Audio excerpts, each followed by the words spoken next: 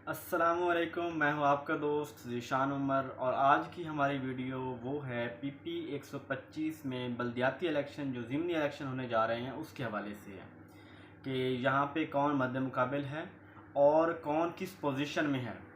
एक यहाँ पे जो दो पार्टियाँ हैं जो इस वक्त मेन कंपटीशन में हैं, बहुत से कैंडिडेट हैं लेकिन दो, एक फैसल जबाना जो नून लीग से है, नून लीग के टिकट से इलेक्शन लड़ रहे हैं, और दूसरे हैं आज़म चेला जो तहरीक इंसाफ के टिकट से इलेक्शन लड़ रहे हैं।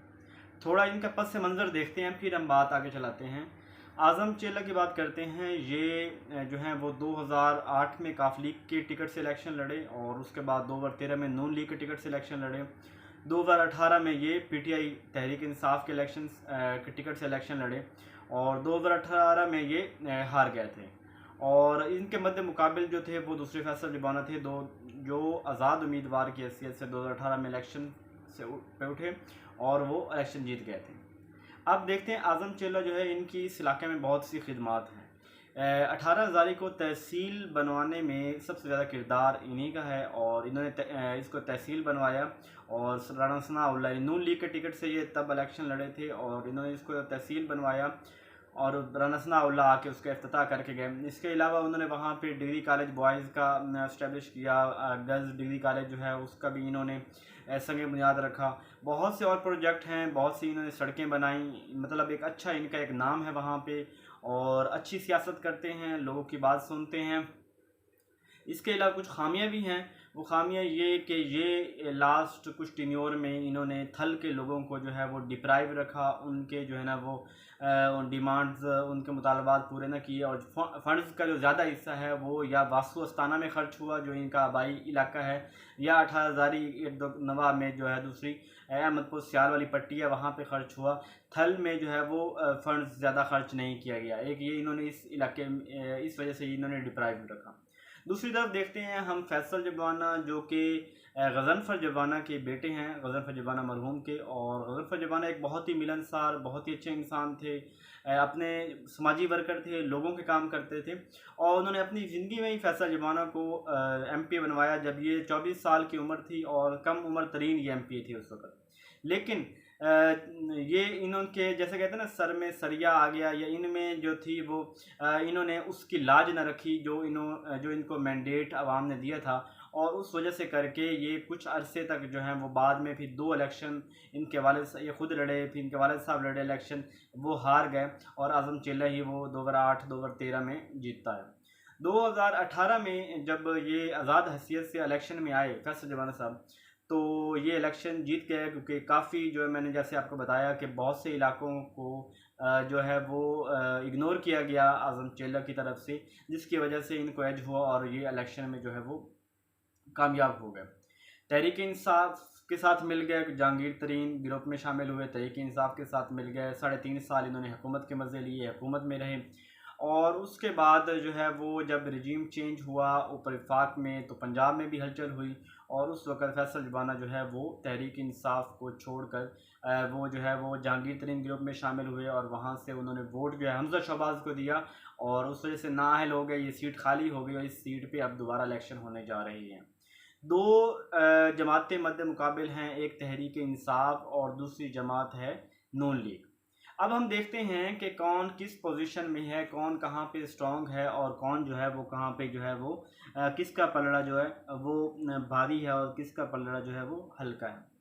मैंने मुख्तलिफ़ इलाकों से जो है वो ख़बरें ली हैं, मेरा अपना इलाका भी वही है। बहुत से इलाकों से पूछा कि कौन किस पोजीशन में है, मैं वो उनकी राय का भी इज़हार करूँगा, अपनी राय भी आपको बताऊँगा। सबसे पहले बात करते हैं यहाँ पे हम जो है आज़म चेला की बात करते हैं। आज़म चेला एक पुराना सियासतदान है, ज़ाहिरी बात है 2 दफ़ा इलेक्शन लड़े हैं, उन्हें हर कबीला, हर जगह, हर शख्स का पता है कि कौन जो है वो मुझे वोट देने वाला है, कौन नहीं देने वाला। और सबसे बड़ा एज जो है ना वो इस वक्त आज़म चेला को ये है कि उनके पास तहरीक इंसाफ का टिकट है और उन इलाकों जिन इलाकों में वो गए ही नहीं, आज़म चेला गया ही नहीं, ना पहले जाता था ना अब जाएगा, या मतलब वो समझे नहीं जाता जिन इलाकों में, उन इलाकों से भी उस दफ़ा आज़म चेले को वोट पड़ने वाला है। जो मेरे पास ये खबरें आई हैं, रशीदपुर का इलाका है, वहाँ पे आज़म चेला नहीं जाता मोस्टली, और वहाँ पे लोग जो हैं वो कहते हैं कि हमें उससे कंसर्न ही कोई नहीं है, हमारा वोट इमरान खान के लिए है और हम वोट देंगे। इसी तरह इन्हें मुख्तलिफ इलाकों से खबरें मिल रही हैं कि जहाँ पे जिनका पहले कोई वोट बैंक नहीं था, कोई जान पहचान नहीं थी, लेकिन इनको तहरीक इंसाफ का एज मिल रहा है, उस वजह से इनको जो है वो वोट पड़ने जा रहा है। इसके अलावा महबूब सुल्तान के पैनल में हैं, और महबूब सुल्तान वो MNA थे, जो भी फंड आते थे इस इलाके में वो आज़म चेले के नाम से ही वो आगे मुख्तस होते थे। तो उनका जो है कि असर रसूख है। दूसरा वो पीर हैं, काफ़ी लोग उनके मुरीद हैं थल के इलाकों में, जिन्हें कुछ ऐसे इलाके जहाँ इन्होंने कुछ भी नहीं दिया, जैसे कोई गाँव है 700 करीब वोट है, अहमद वाला और भुट्टा वाला थल, इन इलाकों में काफ़ी जो है वो मतलब उनके मुरीदैन हैं और काफ़ी वोट है, और वो वाले जो हैं वो इन्हीं को आज़म चेले को पढ़ेंगे। इवन उनके बहुत से इख्तलाफात होंगे, लेकिन महबूब सुल्तान की वजह से वोट पड़ेंगे। इसके अलावा माड़ी शाह सगीरा के वो सरदार जो हैं वो शहरयार ख़ान, वो इनके साथ वो साबिक़ा चेयरमैन हैं, बहुत जो है उस इलाके के मजबूत शख्स हैं, अपना पेट्रोल पंप है वहाँ के, नहीं एक माने हुए शख्स हैं, वो आज़म चेला के साथ हैं और उनका उससे एज होने वाला है। इसके अलावा जमात इस्लामी के जो कैंडिडेट हैं साजिद चद्दड़, जो लास्ट टाइम इलेक्शन में लड़े भी थे 2018 में, उनको 3700 वोट 4000 के करीब वोट पड़े थे, और वो भी इनके साथ मिल गए हैं। और ज़ाहिर बात है कि इस इलाके में शख्सी वोट ज़्यादा होता है, और अगर साजिद चद्दड़ वो कोशिश करता है तो 3700 कम अज़ कम 3000 वोट जो है वो भी आज़म चेले के पलड़े में आएगा। लास्ट टाइम 2018 में जो है आज़म चेला तकरीबन 13,000 की लीड से रह गए, 13,000 वोटों से वो रह गए थे। आज़म फैसल जबाना 13,000 वोटों की लीड ले गए थे। तो इस दफ़ा इनको यानी साजिद चद्दड़ का हो गया, उधर से इनको इन चीज़ों का एज मिल रहा है, और जो इसके साथ महबूब सुल्तान है वो इनके साथ हो गया। इसके अलावा जो अहले सुन्नत वल जमात है, चूँकि वो अहले सुन्नत वल जमात में एक जो है वो मुनहरिफ रुकन जो है मसरूर नवाज़ जंगवी साहब, क्योंकि उस इलाके में बहुत वोट बैंक है, जो जमात का वोट बैंक है, अहले सुन्नत वल जमात का वोट बैंक है, और उस वोट बैंक का, अहले सुन्नत वल जमात का जो वोट बैंक है वो भी इनको आज़म चेले का कुछ ना कुछ हिस्सा पड़ने जा रहा है, क्योंकि महबूब सुल्तान जो मसरूर नवाज़ हैं प्रॉपर कंपेन करने जा रहे हैं। एक चेले वाला एक इलाका आता है, मसन थाना मसन चेले वाला, और वो चूँकि आबाई गाँव है मसरूर नवाज़ का और उस हल्के में शामिल है, तो वहाँ से अच्छी खासे वोट वो लेके दे सकते हैं। रोड सुल्तान हो गया, यानी मुख्तलिफ इलाकों से मसरूर नवाज़ एक अच्छा वोट जो है वो लेकर दे सकती हैं। तो ये जो आज़म चेले की ये चीज़ें जो हैं उसको मजबूत करती हैं, उनके जीतने के चांसेस बनाते हैं। जो दूसरी तरफ हम देखें फैसल जबाना को, तो फैसल जबाना जो है इनकी एक बात अच्छी है, बहुत बाअखलाक इंसान हैं, लोगों की बात सुनते हैं, लोगों के मसले हल करते हैं। हर एतवार को उनके डेरे पे अच्छा खासा रश होता था, और मैंने खुद जाके देखा कि जो लोगों के मसले होते थे वो वहीं पे फौरी फ़ोन कर रहे होते थे, पर्ची बना के दे रहे होते थे, अगले दिन बुला रहे होते थे कि मैंने जंग जाना है, मैं आपका फ़लाँ फ़लाँ दफ्तर से, आपने वहाँ रुकना है, मैं आपका काम करवा दूँगा। यानी वो लोगों के अच्छे काम करवाए, लोगों के तबादले करवाने, और इस तरह के छोटे मोटे जिनके जो मसाइल थे दफ्तरों के, ये उस मामले में बहुत एक्टिव रहे। तो फैसल जबाना जो है उन्होंने जो इस अपने 3.5 साल दौर है तहरीक इंसाफ का, उन्होंने अच्छा जो है वो अपना टाइम जो है उन्होंने स्पेंड किया। और इसके अलावा कोई बड़ा प्रोजेक्ट तो लेके आने में कामयाब नहीं रहे, लेकिन उन्होंने डिग्री कॉलेज जो है वो कोट शाकिर का भी इफ्तिताह किया, डिस्पेंसरी माड़ी शाह सगीरा का भी इफ्तिताह किया। इसके अलावा जो है मुख्तलिफ लोगों को बहुत ही ज़्यादा समझे, सोलंग वगैरह, टफ टाइल सोलंग, ये चीज़ें उन्होंने लाकर जो है वो लोगों को मतलब दी, सड़कें वगैरह छोटे मोटे जो लिंक रोड हैं वो दिए। तो इस लिहाज से उन्होंने अपनी जो जदोजहद अच्छी रखी, लेकिन फिर भी अवाम को उनसे शिकवा है कि एक वो के जो एरिया है इसका सारा जो है वो मल्लुआना मोड़ से लेके अगर आप देखें ना जो इसके एरिया में आता है खुशाब रोड, सारा वो टूट फूट का शिकार है। पहले साल से दावे होते रहे, नोटिफिकेशन होते रहे, टेंडर होते रहे, लेकिन प्रॉपर काम शुरू ना हुआ, जिसकी वजह से आवाम जो है वो उनसे इस मामले में नाला है। इनको एज कौन सा हासिल है, इनको आज जो हासिल है वो अहले सुन्नत वल जमात के इनको एज हासिल है। मुआविया आज़म साहब जो MP हैं करंटली जंग के, और उन्होंने इनकी हिमायत का ऐलान किया है। और इसके अलावा उनका जो भाई अनस मुआविया वो आज फील्ड में ही थे, मैंने उनको देखा, वो औरा इलाका है, और वहाँ पे औरा इन एरियाज़ में काफ़ी, कोट शाकिर इन एरियाज़ में काफ़ी जो है वो अहले सुन्नत वल जमात का वोट बैंक है, तो वो उसके लिए कंपेन कर रहे हैं। आसिफ मुआविया रात को बबरा वाला जो माड़ी शाह सगीरा में एक ख़ास इलाका है जहाँ पे अहले सुन्नत वल जमात की जो है वो बड़ी मस्जिद भी है और काफ़ी अच्छा खासा वोट बैंक है, वो वहाँ पे थे। रोड सुल्तान वाली साइड पे अच्छा वोट बैंक है। तो ये वाले जो है ना इलाके, जो अगर ये दोनों आसिफ मुआविया हो गया, मुआविया आज़म, अनस मुआविया, ये लोग कंपेन करते हैं तो अच्छा खासा वोट बैंक जो है वो फैसल जमाने को उस इलाके में मिल जाए। मैं समझता हूँ कि तकरीबन 4 लाख वोट में से 50,000 वोट तो ऐसा है जो नज़रियाती वोट है जमात अहले सुन्नत वल जमात का, और अगर वो थोड़ी सी कोशिश की जाए तो 10-20 हज़ार 30 हज़ार वोट तोड़ने में वो आसानी से कामयाब हो सकते हैं।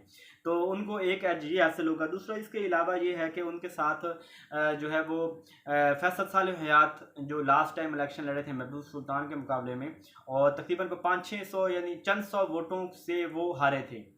दोबारा गिनती भी हुई, चंद सौ वोटों से फैसल साल हयात हार गए। वो फैसल साल हयात जो है वो उनकी हिमायत कर रहे हैं, जो कि इस पीपल पार्टी के हैं, लेकिन वो इनकी हिमायत कर रहे हैं। तो ये भी अच्छा खासा वोट बैंक जो है वो तोड़ सकते हैं उन इलाकों से, स्पेशली थल वाले इलाके से, और स्पेशली मसलक के जो है फ़िक़्ह जाफ़िया के काफ़ी वोट तोड़ सकते हैं। इसके अलावा उचकुल इमाम के पीर साईं जो हैं वो नूरी, वो इनको जो फैसल जमाने को उसका एज हासिल है। इसके अलावा जो है वो शेख वकास अकरम जो है उसने भी ढके छुपे लफ्ज़ों में जो है वो उसने भी इनकी हिमायत का ऐलान किया है। ओन अब्बास जो है वो अहमदपुर सियाल वाले वो इनकी हिमायत कर रहे हैं। काफ़ी लोगों की इनको हिमायत हासिल है, लेकिन ये इनकी तरीक़ा फैसल जमाने की तरीक़ा एक टफ़ इलेक्शन होगा। नो डाउट उनके जो है वो फुल लोग उनके जलसे करवा रहे हैं, जिन लोगों ने जिन लोगों के इन्होंने काम किए थे लोग उनके जलसे करवा रहे हैं, कार्नर मीटिंग करवा रहे हैं। लेकिन जहाँ मैंने कुछ काफ़ी जगहों पे ऑब्ज़र्व किया है कि लोग जलसे इनकी करवाए हैं, हो सकता है कि वो वोट इनको न दें।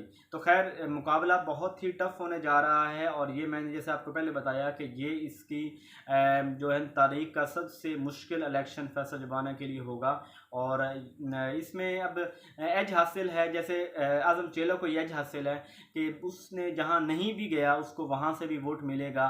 जो दीवाने हैं इमरान खान के वो उसको वोट डालेंगे। लेकिन वहीं पे जब दूसरी तरफ देखा जाए तो फैसल जमाने को भी एक बड़ा एज है कि नून लीग के टिकट से इलेक्शन लड़ रहे हैं।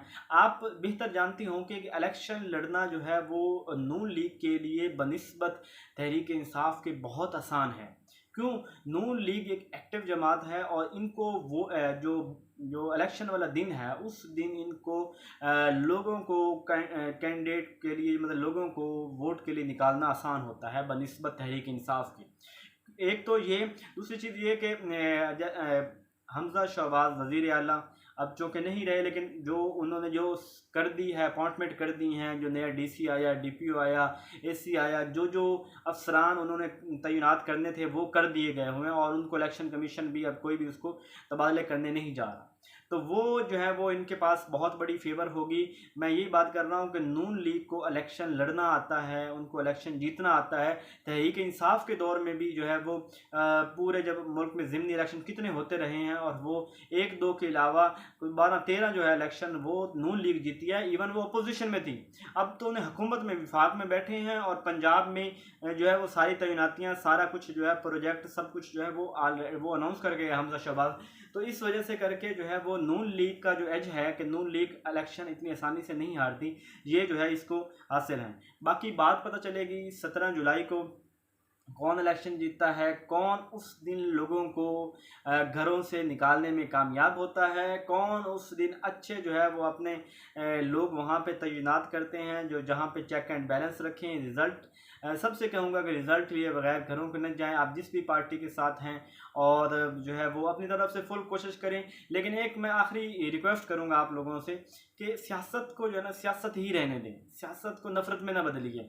मैं देख रहा हूँ कि रिश्तेदार जो है ना वो एक दूसरे से दूर हो रहे हैं, किस लिए? नून लीग और बल्ले के लिए। देखिए ये लोग, ये सियासतदान जो है ये अपने चले जाएंगे, इनके काम में किसी को बयानिया कोई मिल गया, किसी को कोई बयानिया, चलते रहेंगे। लेकिन आप लोगों ने मरना जीना साथ में है। आप लोग अगर आज अपने आप से एक दूसरे से नफ़रत कर रहे हो, ये नफ़रतें जो है ना वो ज़्यादा, क्योंकि आपने एक दूसरे से मरना जुड़ना है, तो इन नफ़रतों से बचिए, मोहब्बत रखिए। और वोट हर शख्स का ज़मीर का है, जिसका जो दिल करता है वो वहाँ वोट दे, जो उसके दिल की आवाज़ है वो वहाँ वोट दे, किसी से डरे बगैर वोट दे। जहाँ वोट करना है वोट करें, कोई आपका कुछ नुकसान नहीं कर सकता। लेकिन ये है कि नफ़रतों से बचें। आपने मुखालिफ को भी जो है, मैं आपको एक बात बताऊँ कि कभी होता था कि शिया और जो सुन्नी है ना वो इकट्ठे कहते टेबल पे नहीं बैठ सकते, एक दूसरे का सामना नहीं कर सकते। अब हालत ये हो गई है, वो तो चलो मज़हब और रिलीजियस और हमारा आइडियलिज्म ये चीज़, लेकिन ये जो अब सियासी जमातें और सियासी लोग ऊपर से तो बैठ जाएंगे। वो तो आपने खुद देखा था कि जिस दिन रिजीम चेंज हो रहा था, इमरान खान ने जाना, उस दिन भी फवाद चौधरी और साद रफीक आपस में गप्पे लगा रहे थे। ये लोग आपस में एक जैसे हैं। आप लोग क्यों नफरतें मोल ले रहे हो? आपने एक दूसरे के साथ मिलना है, एक इलाके के रहने वाले हो, आप लोग अपने साथ जो है मोहब्बतों के साथ एक दूसरे के साथ रहिए। जिसका जो दिल करता है जहाँ वोट दे, हर एक की अपनी सोच है, किसी के ऊपर अपने नज़रिए को मुसल्लत करना छोड़ दें और उसको वोट देने दें। अपना ढेर सारा ख्याल रखिएगा। आप हो सकता है काफ़ी बातों से मुझसे इख्तलाफ कर सकते हैं, इख्तलाफ करना आपका हक है, आप इख्तलाफ कीजिए। बाकी इंशाल्लाह 6 तारीख को इमरान खान आ रहे हैं और 7, 8, 10 तारीख तक हमजा शहबाज या मरियम नवाज़ भी आएंगी। देखते हैं कौन क्या ऐलान कर जाता है। मुझे गर्ज है मेरे जंग के कामों से, मेरे हल्के के कामों से, कि कौन बड़े दावे कर जाता है, कौन जंग को डिवीजन बना जाता है, कौन जंग को टीचिंग अस्पताल के लिए जो है वो दर्जा दे जाता है, ऐलान कर जाता है, कौन जंग के जो पेंसरा से लेके शोरकोट तक का रोड और मलवाना मोड़ से लेके खुशाब तक का रोड जो है कौन उसका इफ्तिताह कर जाता है। तो बहुत से मैं ये समझता हूँ कि कौन बड़े दावे कर जाता है, कौन मैदान में आके बातें कर जाता है, तो उसके साथ जो है वो गौर करेंगे। और मज़ीद मुख्तलिफ इलाकों से मैं जो है वो रिपोर्टिंग ले रहा हूँ, तो इंशाल्लाह वो जैसे ही ये जलसे हो जाएंगे इनकी, उसके बाद एक तफसीली वीडियो बनाएंगे कि अब क्या सूरत हाल है। अपना ढेर सारा ख्याल रखिएगा, दुआओं में याद रखिएगा। जज़ाकल्लाहु खैरा।